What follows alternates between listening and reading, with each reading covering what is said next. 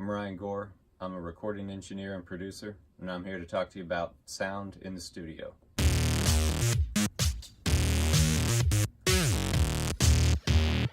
So sound is a waveform, and it's measured in frequency. And in the recording studio, everything that I'm listening to and looking at on the computer is frequency. And I'll show you what I'm talking about here. So here's a tone. And you can see the waveform right there that it produces. And higher pitched sounds is a short frequency. It's faster. And it's, I'll show you right here. So when I raise the pitch, you will see the waveform getting shorter and faster.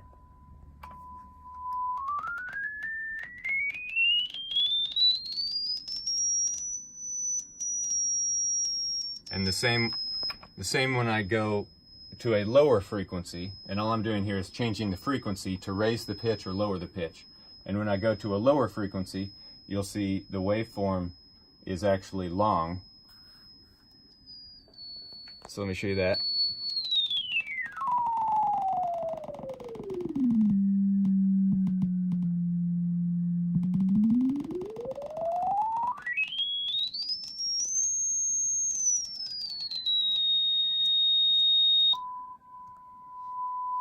Okay, so low frequency waveforms are long, and they can actually be feet long, like 6 feet long, which means that they can literally travel through a wall.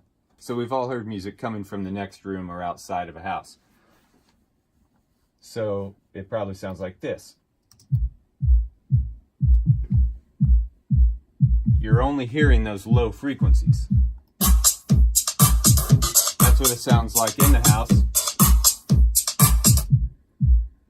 But all you can hear from the next room is that. And that's because the low frequencies are so long that they can travel through the wall, and that's what you hear. You don't get to hear any of this. If you look here, this shows you how fast and short those waveforms are. They're so fast and close together that they literally bounce off of the wall. So we've got the high frequencies, high mid frequencies, low mid frequencies, and your low frequencies.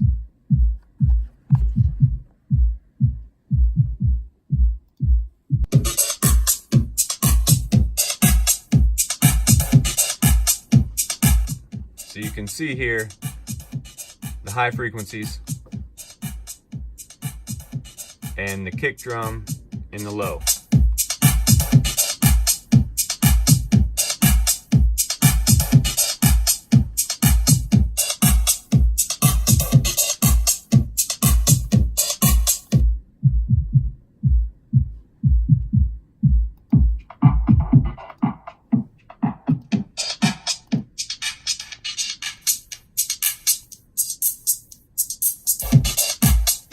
So on these low bass notes, you can see the waveform. When it goes up, it crosses polarity and goes down. It's a low frequency bass. And you can see the whole waveform. So then you get over here to a high frequency instrument, a hi-hat.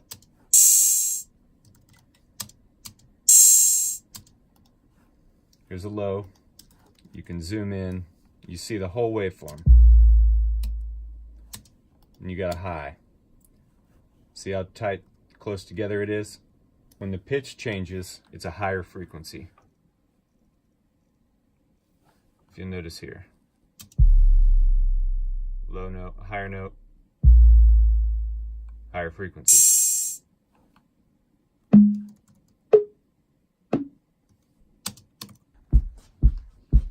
So one thing about a waveform is it's a real thing. Like, you can feel it in your chest. That's the actual frequency waveform hitting your body. And if you've ever seen a speaker do this, that's the waveform pushing the cone.